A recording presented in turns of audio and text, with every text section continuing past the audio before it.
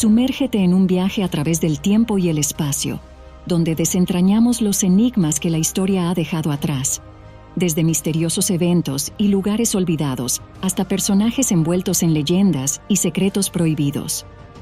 Acompaña a Eloy López en Los Misterios de la Historia, donde cada episodio revela un nuevo fragmento del enigma universal.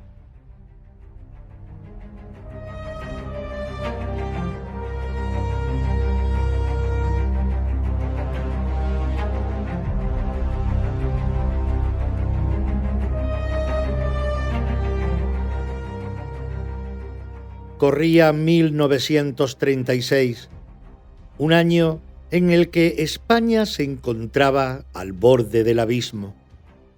Lo que la historia oficial nombraría como guerra civil fue en realidad una defensa desesperada de la República contra un golpe de Estado, un alzamiento liderado por quienes se autoproclamaron defensores del honor, la patria y la fe.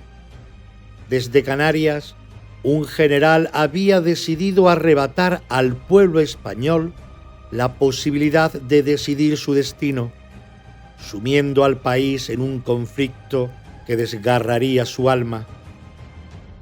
Juan Bernier, un joven poeta y arqueólogo, se vio atrapado en esta vorágine de divisiones y enfrentamientos. Durante aquellos años de lucha, su vida fue una constante travesía, un éxodo por la península ibérica, desde su Córdoba natal hasta Ávila, pasando por Zaragoza, Barcelona y los Pirineos hasta llegar a Melilla. Fue un viaje tan geográfico como espiritual, un periplo en el que se entrelazaban la búsqueda de refugio, el miedo, la resistencia y el profundo amor que sentía por la tierra que lo vio nacer. Bernier no solo recorría los caminos de España, él era testigo de un país desgarrado que, en su intento de defenderse, estaba perdiendo algo irreemplazable. Y cuando al fin la guerra terminó, aquel viaje encontró su punto final. Regresó a Córdoba, su tierra, pero lo hizo con una herida profunda, con el peso de lo que había visto y vivido. Lo expresó en una frase que quedó grabada en sus escritos: «Vuelvo a Córdoba como vencido», porque el retorno no era solo un regreso físico, sino el regreso de un hombre marcado por un conflicto que había roto la vida de su nación y sus esperanzas. Aun así, la historia de Juan Bernier no es una historia de rendición. Tras la guerra, enfrentó otro reto: ser castigado por sus ideales, desplazado de su puesto en Córdoba y asignado a Puente Genil, donde los vencedores esperaban que su luz se apagase, que la vida de aquel profesor, poeta y arqueólogo quedase limitada por el silencio de la represión. Pero en lugar de sumirse en la derrota, Bernier encontró en Puente Genil una comunidad abierta y generosa, un lugar que lo acogió y le permitió seguir explorando, tanto en la arqueología como en la poesía, los misterios de la tierra y del alma. Para él, Puente Genil no fue un destino lleno de dolor, sino un nuevo capítulo donde su humanidad encontró eco en las gentes de esta tierra que lo recibió con los brazos abiertos. Así comenzaba para Juan Bernier un segundo exilio, pero uno distinto, en el que la arqueología y la poesía, así como el profesorado, se convirtieron en sus herramientas de resistencia y renacimiento. Y así es como lo recordamos hoy, como un hombre que, a pesar de ser vencido por las circunstancias de su época, encontró en la profundidad de la tierra y en la palabra la fuerza para reconstruir y legar a futuras generaciones un pedazo de nuestra historia y de nuestra esencia. Escuchas Resistencia en tres frentes: cultura, ondas y soldados.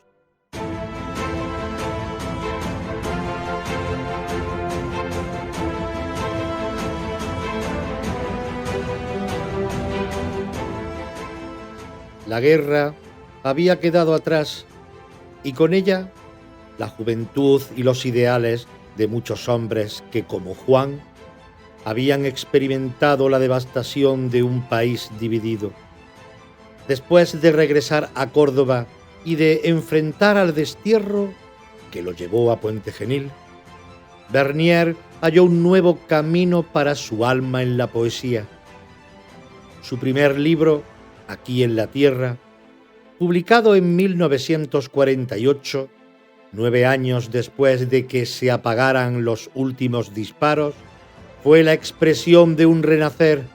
En cada poema se entrelazaban las sombras de sus experiencias y una conexión renovada con la vida y la naturaleza.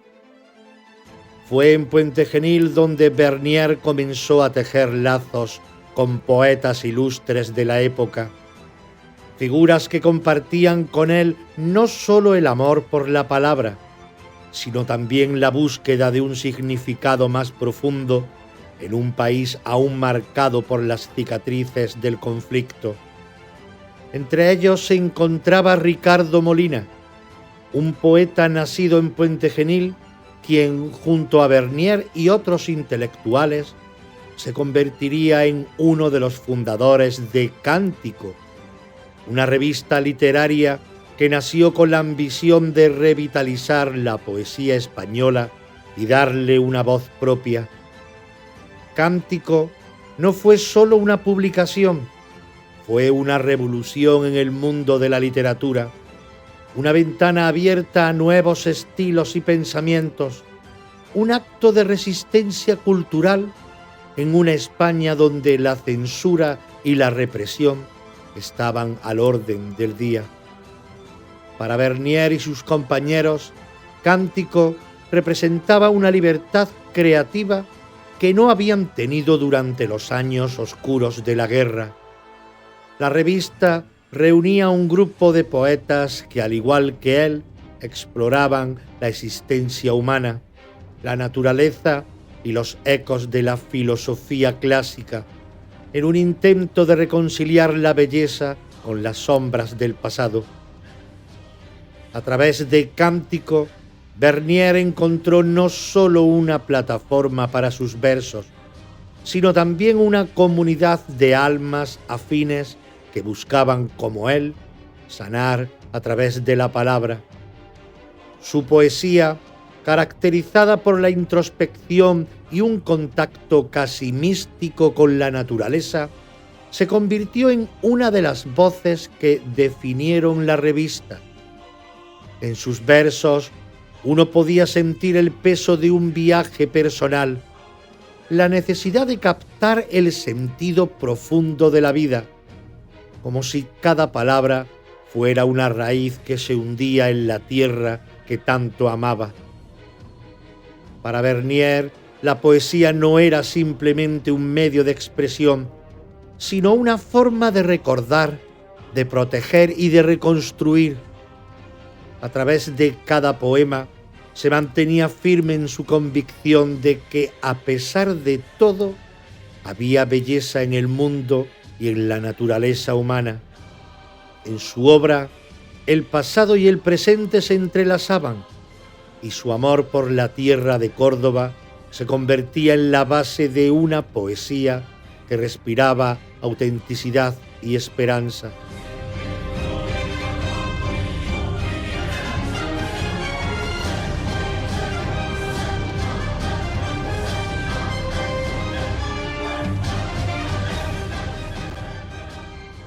La poesía había dado a Juan una voz, una manera de reconstruirse tras el trauma de la guerra y el exilio. Pero había otra pasión, un segundo llamado que lo conectaba con la esencia de la tierra que habitaba.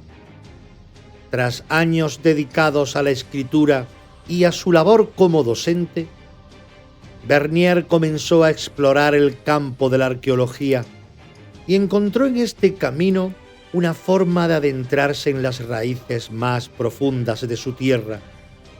Para él, excavar el pasado era una manera de darle voz a una historia que había sido silenciada, de desenterrar la memoria de una región que, como él, había sufrido bajo el peso de los cambios políticos y sociales.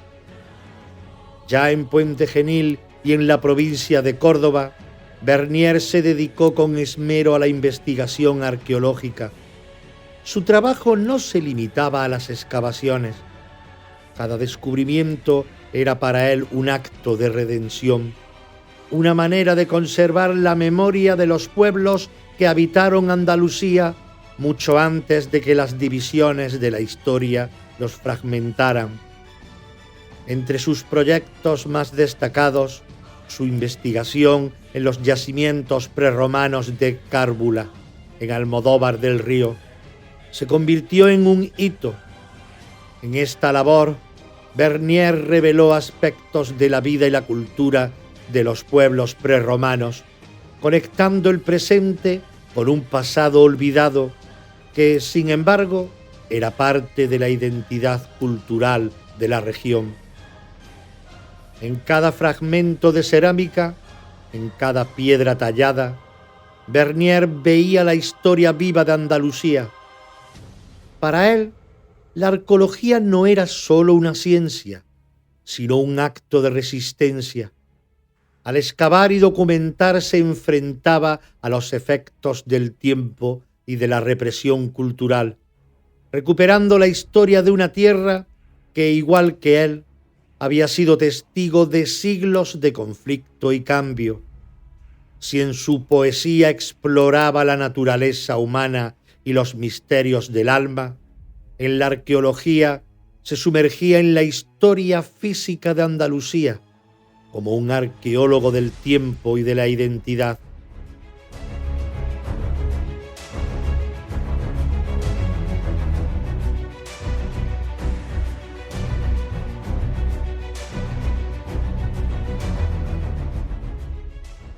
La presencia de Bernier en Puente Genil y su dedicación a la arqueología no pasaron desapercibidas.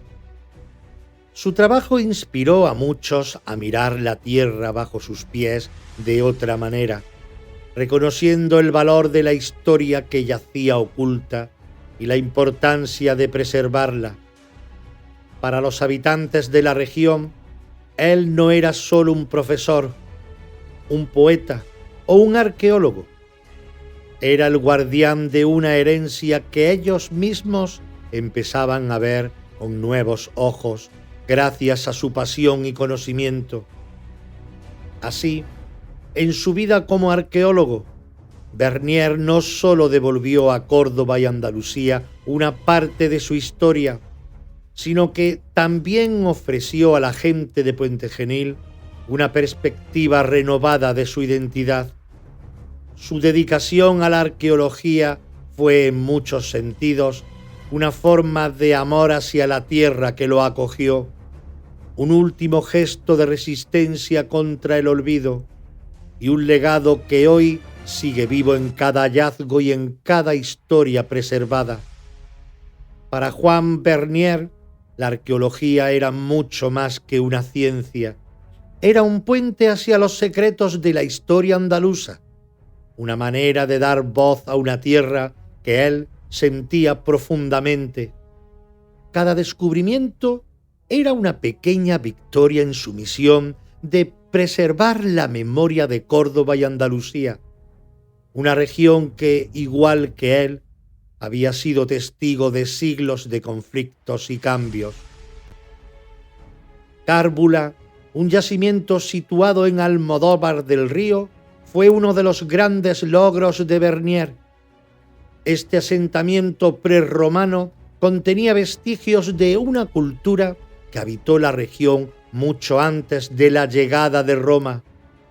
Aquí Bernier y su equipo descubrieron fragmentos de cerámica decorada y restos de edificaciones que arrojaban luz sobre la vida cotidiana y las conexiones comerciales de estos pueblos con otras civilizaciones de la península ibérica. Cárbula no solo representaba una oportunidad de estudio arqueológico, sino también una forma de rescatar el patrimonio cultural de los pueblos originarios que habían habitado Andalucía en tiempos remotos. Pero su trabajo no se limitó a la cultura prerromana. Bernier también dedicó sus esfuerzos a documentar el esplendor de la época romana en Córdoba, desde mosaicos intricados hasta estructuras de antiguas viviendas. Sus estudios recrearon la vida en la Córdoba romana, una ciudad próspera que había sido un centro cultural y comercial de la Bética. Estos hallazgos revelaron cómo la llegada de Roma transformó la región, estableciendo nuevos modos de vida urbana y rural que aún hoy resuenan en la historia de Andalucía. Otro de los territorios de interés para Bernier fue la zona del Alto Guadalquivir. En esta cuenca fluvial, Bernier realizó exploraciones que ayudaron a reconstruir el papel del Guadalquivir como eje de desarrollo y comercio. A través de sus descubrimientos, comprendió cómo los habitantes de la región se habían adaptado a los recursos del río, utilizando su flujo no solo como fuente de vida, sino también como una vía para intercambiar conocimientos y cultura a lo largo de las épocas, desde tiempos prerromanos hasta el periodo medieval. Sin embargo, Juan también entendía que la historia no solo estaba en las piedras antiguas, sino en las costumbres y tradiciones que pervivían en el pueblo. Con un enfoque etnográfico, documentó prácticas culturales de Andalucía que, aunque no pertenecían a la arqueología material, eran igualmente valiosas para entender la continuidad de la identidad andaluza.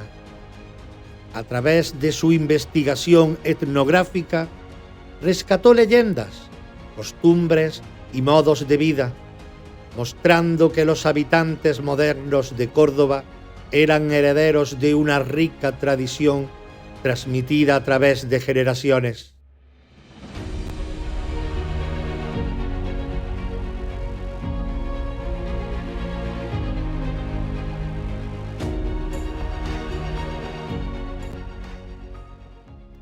La arqueología para Bernier no terminaba en el descubrimiento.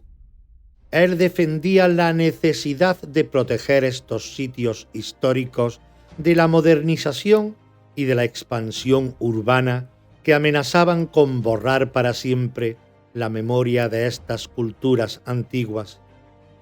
Fue un pionero en el activismo por la conservación del patrimonio arqueológico, y su voz resonó en la comunidad, sensibilizando a la sociedad cordobesa sobre la importancia de preservar estos lugares, no solo como recursos científicos, sino como parte esencial de la identidad colectiva de Andalucía.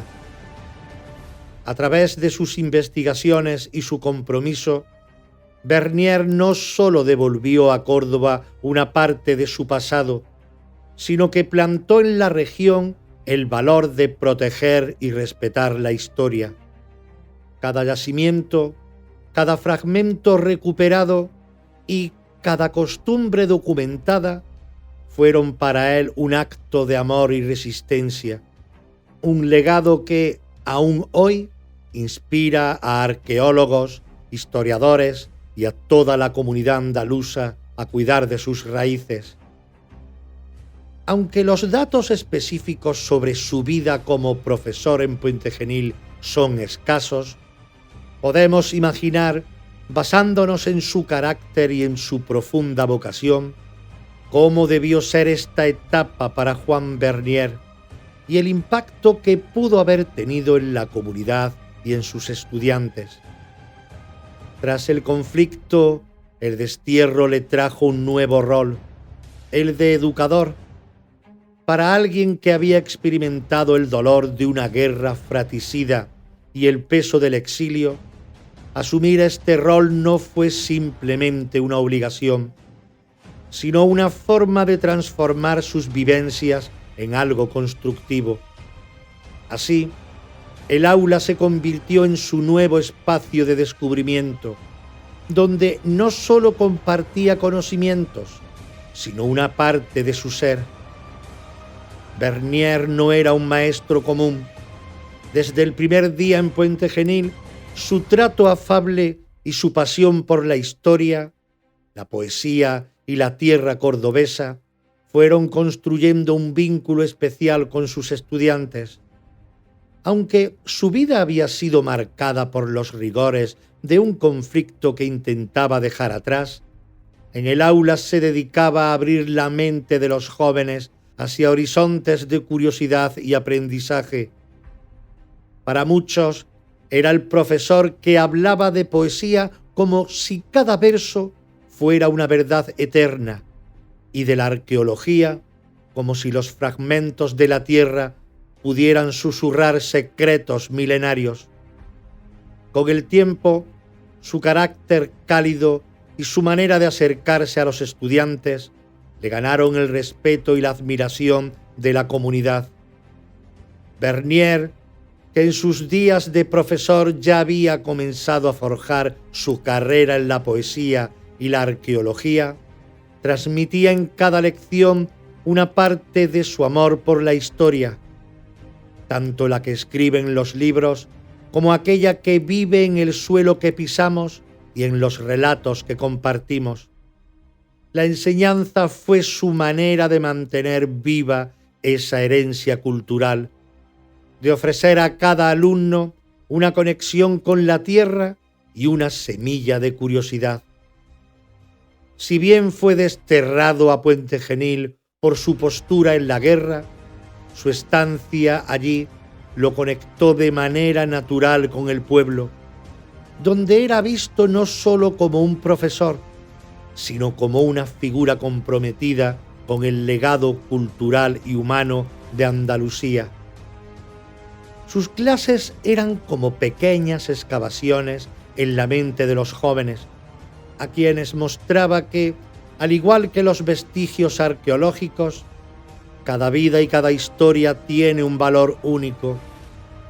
Así, sin buscarlo, Vernier fue plantando en el corazón de Puente Genil un legado de amor por la cultura y el aprendizaje que, aunque invisible, seguramente permanece como un eco de sus enseñanzas. A lo largo de su vida, Juan Vernier no solo exploró la tierra andaluza en busca de los secretos de la antigüedad, sino que también se adentró en los recovecos más profundos de su propio ser. Al igual que un arqueólogo, excavó en la esencia de la vida y del tiempo, revelando verdades universales que trascendían las épocas y los espacios físicos. En cada poema, en cada yacimiento descubierto, Vernier dejaba una huella de su búsqueda incesante de sentido y conexión con sus raíces. La vida lo había llevado por un camino difícil y complejo. Poeta, arqueólogo, exiliado y profesor, todas estas facetas se unieron en su existencia como los fragmentos de un mosaico que, aunque roto, conservaba una belleza intacta. Fue en el sentido más profundo un arqueólogo del alma, alguien que en su incansable esfuerzo por entender el pasado lograba desenterrar las emociones y los misterios más profundos de la condición humana. Para sus contemporáneos y para nosotros, su legado es un recordatorio de que la historia no solo vive en las piedras, sino también en el alma de quienes la estudian y la honran. Con cada hallazgo y cada verso, Vernier nos ofrece una mirada a un tiempo en que la identidad y la historia de Andalucía se tejían a través de la resistencia, el arte y la palabra. Su vida es un testamento de que, aunque uno vuelva como vencido, como él expresó, el verdadero triunfo está en preservar y compartir aquello que nos hace eternos.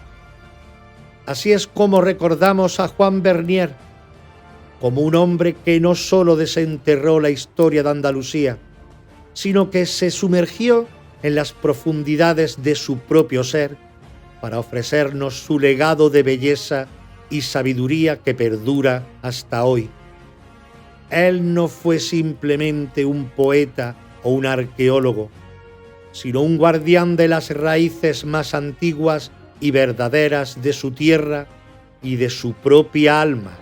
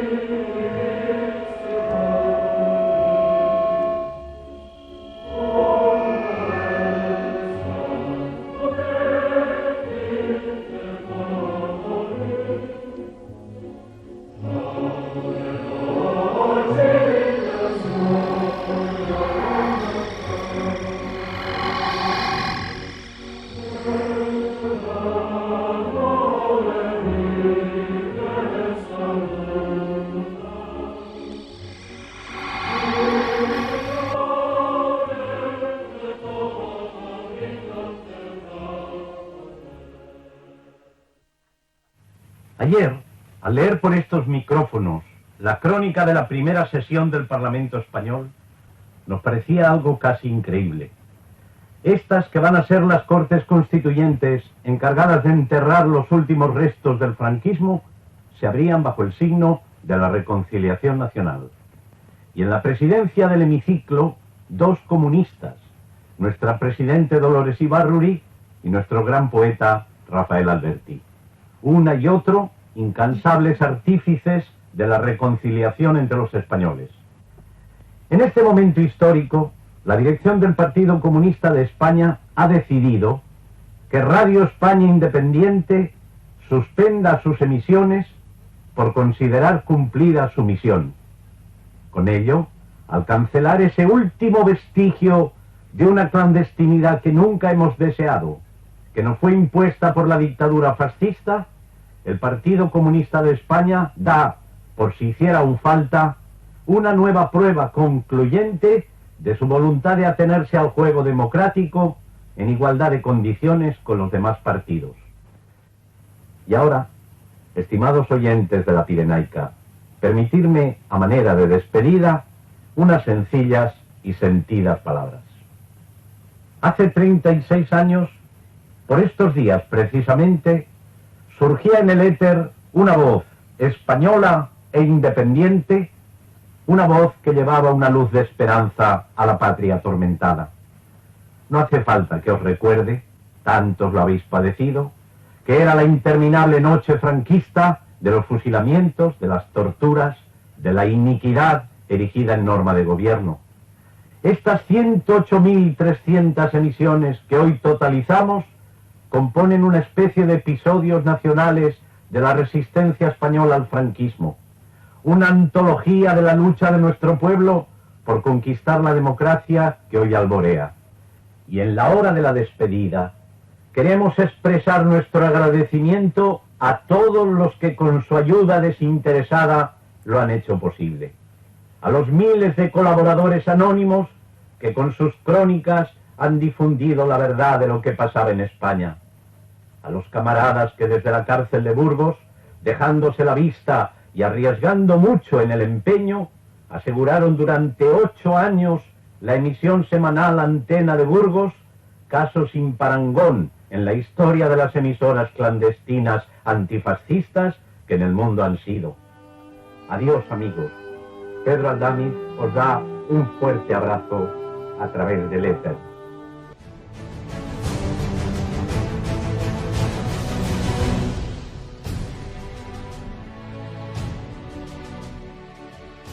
En el vasto horizonte de la historia de España, pocas veces una voz resonó con tanta fuerza sin tener un rostro visible. Radio España Independiente, conocida popularmente como La Pirenaica, fue más que una emisora. Fue el grito desesperado de un país sometido, la resistencia de una nación que no quería olvidar su libertad. Era 1941 y España, herida bajo la mal llamada guerra civil, yacía bajo el yugo de la dictadura franquista. La censura había sellado los labios de la prensa, los escritores, los músicos y cualquier voz que no repitiera las consignas del régimen. En medio de ese silencio asfixiante, el Partido Comunista de España tomó una decisión audaz: crear una emisora clandestina que rompiera las cadenas del aislamiento informativo y sirviera como faro para los resistentes dentro y fuera del país. Así nació Radio España Independiente, una emisora que desde el primer día se identificó como la voz del pueblo. Su apodo, La Pirenaica, evocaba cercanía y familiaridad. ¿Qué mejor lugar que los Pirineos para imaginarla? Desde allí, en el imaginario colectivo, se alzaba una voz que desafiaba al régimen desde las mismas montañas que separaban España de la libertad. Pero la realidad era otra. Las emisiones no nacían en los Pirineos, sino en el exilio. La primera señal de La Pirenaica no surgió de una cumbre montañosa, sino del frío corazón de Moscú, donde el exilio republicano había encontrado refugio tras la guerra. Sin embargo, con el avance nazi hacia el este durante la Segunda Guerra Mundial, las emisiones se trasladaron temporalmente a Ufa, en los Urales, para luego, en 1955, establecer su sede definitiva en Bucarest, Rumanía. Desde estas tierras lejanas, la voz de La Pirenaica atravesó fronteras y océanos, burlando las interferencias del régimen franquista y alcanzando los oídos ansiosos de un pueblo que, al otro lado de las ondas, esperaba noticias, esperanza y resistencia. La Pirenaica nació con un propósito claro: romper el silencio impuesto por el franquismo. Era una herramienta de información y de lucha ideológica, una forma de mantener viva la llama de la resistencia. No se trataba solo de transmitir noticias, sino de devolverle al pueblo la esperanza de que otro futuro era posible. En sus programas, La Pirenaica denunciaba los abusos del régimen, relataba las luchas de la resistencia y difundía mensajes culturales que buscaban mantener el alma del pueblo intacta. En un país donde solo se podía escuchar la versión oficial, La Pirenaica se convirtió en una ventana a la verdad. La programación era variada, pero siempre cargada de propósito. Desde noticias y análisis políticos hasta programas culturales y música. Cada emisión estaba diseñada para informar, inspirar y resistir. También incluía mensajes cifrados dirigidos a los grupos de resistencia dentro de España, pequeños códigos que llevaban instrucciones y estrategias a a quienes luchaban en la clandestinidad. La Pirenaica no solo era una emisora, era una herramienta de combate. En sus micrófonos, las palabras eran las armas y la verdad, el campo de batalla. Detrás de cada palabra, de cada emisión, había hombres y mujeres que arriesgaban todo por mantener viva esta voz. Dolores Ibárruri, la pasionaria, fue una de las figuras más emblemáticas asociadas a la emisora. Aunque no siempre estuvo directamente al micrófono, su influencia y liderazgo marcaron el tono de la Pirenaica desde sus inicios. Su fervor y su fe en la lucha por la libertad resonaban en cada programa. Entre los locutores y colaboradores destacan nombres como Vicente Uribe, Julián Grimau y Jesús Monzón, quienes desde el anonimato construyeron el alma de la emisora. Su labor era mucho más que profesional, era un acto de resistencia y de amor por un país que no querían abandonar al olvido. Los técnicos también jugaron un papel fundamental. Con recursos limitados y bajo constante amenaza de interferencias, lograron mantener las emisiones en marcha, adaptándose a los desafíos técnicos y políticos de cada momento. La Pirenaica emitió durante 36 años, siendo testigo y protagonista de una de las épocas más convulsas de la historia de España. Fue en 1977, con la llegada de la democracia y la legalización de los partidos políticos, cuando llegó el momento de despedirse. La transición había comenzado y la Pirenaica, habiendo cumplido su propósito, cerró sus micrófonos por última vez el 14 de julio. En su emisión final, la emisora dijo adiós con un mensaje que resumía su legado. No nos vamos, seguimos aquí en las ideas, en la memoria, en la lucha por un mundo mejor. Esto no es un fin, es un nuevo comienzo. Hoy, Radio España Independiente es recordada como un símbolo de resistencia, una prueba de que las palabras, cuando nacen del corazón, son más fuertes que cualquier dictadura. Fue la voz de un pueblo que no quiso rendirse. Fue y seguirá siendo un recordatorio de que la libertad siempre encuentra su camino.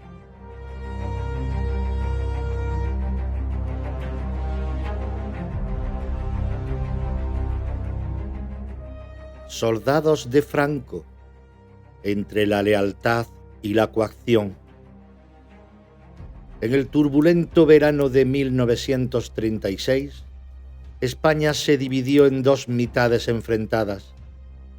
El golpe de Estado liderado por Francisco Franco sumió al país en una guerra civil que desgarró familias y comunidades.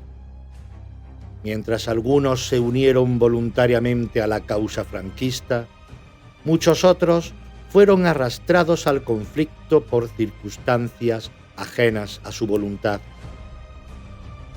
La maquinaria del alzamiento necesitaba hombres y los necesitaba rápidamente. En zonas controladas por los sublevados se implementó la movilización forzosa, reclutando a miles de jóvenes que hasta entonces habían permanecido al margen de la contienda. Estos reclutas, en su mayoría campesinos y obreros, se vieron obligados a empuñar armas bajo amenaza de represalias. La desobediencia no era una opción. El castigo por negarse podía ser la muerte o la persecución de sus familias. La propaganda franquista presentaba a estos soldados como defensores fervientes de la patria y la religión. Sin embargo, la realidad era mucho más compleja. Muchos de estos hombres marcharon al frente con el corazón dividido, luchando en un bando con el que no necesariamente comulgaban, pero al que se unieron por miedo o por la esperanza de proteger a sus seres queridos. Un ejemplo ilustrativo es el de dos soldados gallegos cuyas historias fueron recopiladas por el historiador Antonio Míguez Macho. Ambos fueron reclutados a la fuerza por el ejército sublevado. Sus testimonios revelan la angustia de combatir en una guerra que no sentían como propia y la constante tensión de sobrevivir en un entorno hostil. Sus relatos desmitifican la imagen monolítica del soldado franquista, mostrando la diversidad de experiencias y motivaciones que coexistían en las filas sublevadas. La represión también jugó un papel crucial en la consolidación del golpe. El régimen franquista implementó un sistema represivo que buscaba eliminar cualquier oposición. Las instituciones judiciales se transformaron en herramientas de persecución política y las cárceles se llenaron de aquellos que eran considerados enemigos del nuevo orden. La represión no solo se dirigió contra los combatientes republicanos, sino también contra civiles sospechosos de simpatizar con la causa republicana.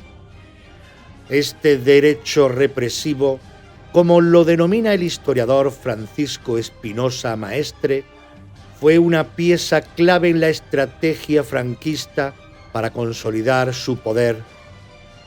Las leyes y decretos emitidos durante y después de la Guerra Civil institucionalizaron la persecución, creando un ambiente de terror que silenciaba cualquier disidencia. La justicia se convirtió en un instrumento de venganza y la legalidad se subordinó a los intereses del régimen. La complejidad de la Guerra Civil Española reside en las múltiples capas de lealtades, miedos y coerciones que definieron la experiencia de quienes la vivieron. Al explorar las historias de los soldados franquistas reclutados a la fuerza y el aparato represivo que sustentó el golpe, podemos comprender mejor las dinámicas internas de un conflicto que marcó y todavía marca profundamente la historia de España. Estas narrativas nos invitan a reflexionar sobre la naturaleza de la guerra y la delgada línea que separa al verdugo de la víctima. En el caos de la guerra, las decisiones individuales a menudo se ven eclipsadas por fuerzas mayores y las historias personales se entrelazan en una compleja red de circunstancias. Los tres soldados de Valdeorras, una elección imposible. Valdeorras, 1937. En las entrañas de esta comarca gallega, bajo las montañas que resguardan las minas y los viñedos, tres jóvenes amigos se enfrentaban a una decisión imposible. Manuel, José y Andrés, apenas en la veintena, compartían desde niños el aire fresco del campo y la esperanza de una vida sencilla. Pero la guerra civil había convertido su tierra en un campo minado de miedo, sospechas y lealtades impuestas. El bando franquista había llegado a Valdeorras con una sola consigna: todos los hombres en edad de combatir debían presentarse al frente. La desobediencia significaba mucho más que prisión. Significaba represalias contra la familia, humillaciones públicas o, en el peor de los casos, una sentencia a muerte. Pero Manuel, que trabajaba en la mina desde los 15 años, el aislamiento no era una opción. No quería dejar a su madre sola, con 2 hermanos pequeños a su cargo. José, hijo de un pequeño viticultor, sentía lo mismo. ¿Quién cuidaría de las viñas si él no estaba? Andrés, en cambio, tenía otros miedos. Su hermano mayor ya había caído en el frente de Madrid y temía que él sería el siguiente. «No podemos quedarnos», dijo Andrés una noche, con el rostro pálido, iluminado por la débil llama de un candil. «Si nos atrapan aquí, nos obligarán a luchar o nos matarán. Hay que cruzar a Portugal». Bajo la oscuridad de un cielo sin luna, los 3 amigos emprendieron el camino hacia la frontera portuguesa. Sabían que no sería fácil. El terreno era escarpado, los caminos estaban vigilados y cualquier movimiento en falso podría significar el final. Conocían rutas que serpenteaban entre montañas y viñedos, pasadizos naturales que durante siglos habían sido usados por contrabandistas. Durante días caminaron apenas deteniéndose para descansar o comer, pero el miedo siempre estaba allí, como una sombra que los seguía. Los soldados franquistas patrullaban los caminos y los vecinos, temerosos de represalias, no siempre eran de fiar. En la última noche antes de llegar a la frontera, la suerte les dio la espalda. Una patrulla los descubrió. Manuel y José fueron capturados de inmediato. Andrés, más ágil, logró esconderse entre las rocas y después de horas de sigilo consiguió cruzar a Portugal. Su suerte fue escapar, la de sus amigos enfrentar la realidad del bando franquista. Los soldados franquistas no mostraron piedad. Manuel y José fueron enviados al frente, sin tiempo para despedirse de sus familias ni para procesar lo que había sucedido. En el frente se convirtieron en soldados de Franco, no por lealtad, sino por imposición. Sus cartas, si es que lograron escribir alguna, hablaban poco de sus emociones y mucho del frío, el hambre y la constante amenaza de muerte. Andrés, por su parte, nunca volvió a Valdeorras. En Portugal encontró trabajo en una mina, pero el remordimiento lo acompañó siempre. Las montañas que cruzó en su huida se convirtieron en un símbolo de pérdida y sacrificio. Su familia no supo de él durante años, y cuando finalmente se reencontraron, Andrés no pudo hablar del dolor que sentía al ver dejado atrás a sus amigos. Manuel y José sobrevivieron a la guerra, pero no a sus cicatrices. Volvieron a Valdeorras años después, con las manos endurecidas por el trabajo y los ojos marcados por lo que habían visto. Nunca culparon a Andrés. Sabían que en la guerra las decisiones no eran justas ni fáciles, pero entre ellos el recuerdo de aquella noche en la frontera siempre estuvo presente, como una herida que nunca terminó de cerrar.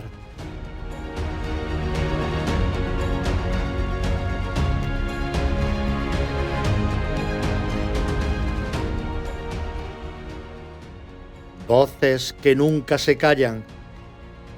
En las historias de Radio España Independiente, los soldados anónimos de Valdeorras y figuras como Juan Bernier, hay algo que trasciende el tiempo y las circunstancias.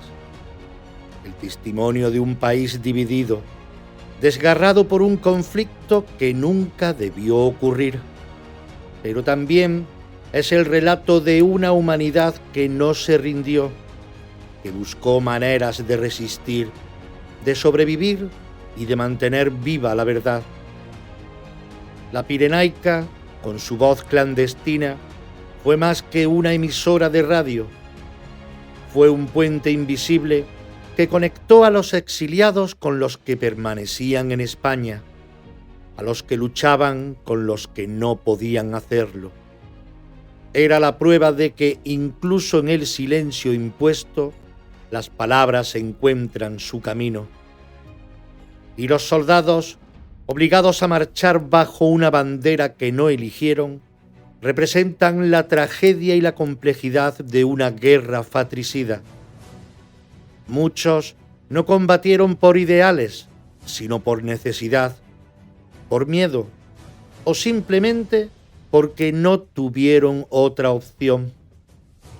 Sus pasos resonaron en los campos de batalla, pero sus corazones seguían anclados en sus aldeas, en sus familias, en la vida que soñaban recuperar.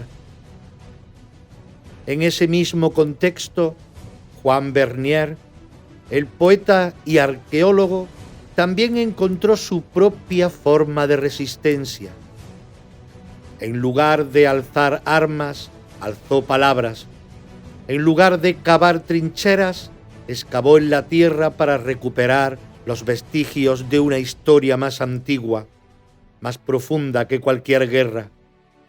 Su poesía y su arqueología no fueron actos neutrales, sino una rebelión contra el olvido, un intento de preservar lo que la barbarie intentaba destruir. Desterrado a Puente Genil por su pasado republicano, Bernier no sucumbió al resentimiento. En cambio, eligió transformar el castigo en creación, tejiendo vínculos con poetas como Ricardo Molina y rescatando los secretos de la tierra cordobesa. Él entendió que resistir no era solo una cuestión de armas, sino también de cultura, de preservar el alma de un pueblo cuando todo parecía perdido. Hoy, al mirar hacia atrás, no podemos cambiar lo que ocurrió, pero podemos aprender de ello. Cada voz que se alzó, desde las ondas de radio hasta los susurros en los campos de batalla, y desde las excavaciones arqueológicas hasta los versos escritos en soledad, fue una muestra de que la humanidad, incluso en sus momentos más oscuros, siempre encuentra una forma de iluminar el camino. Porque la verdad no se calla ni se entierra. Y aunque las montañas sean altas y las fronteras sean vigiladas, siempre habrá quien crucen, quienes resistan y quienes, como Juan Bernier, desde las trincheras de la cultura, sigan creando.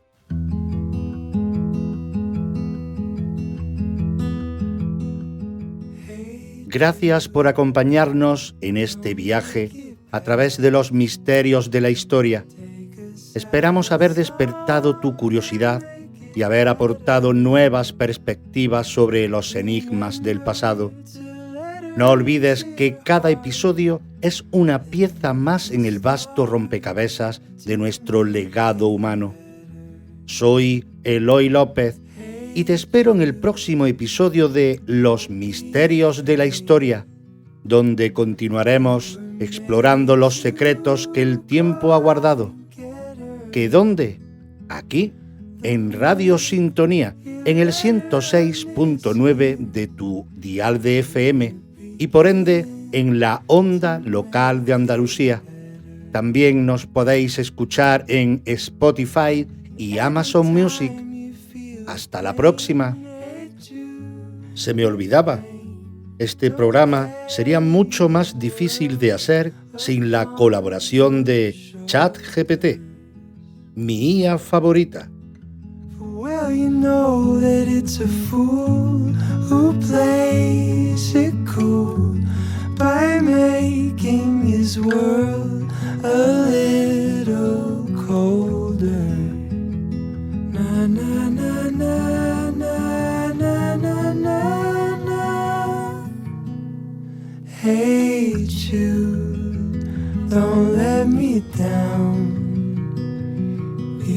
I found her, now go and get her.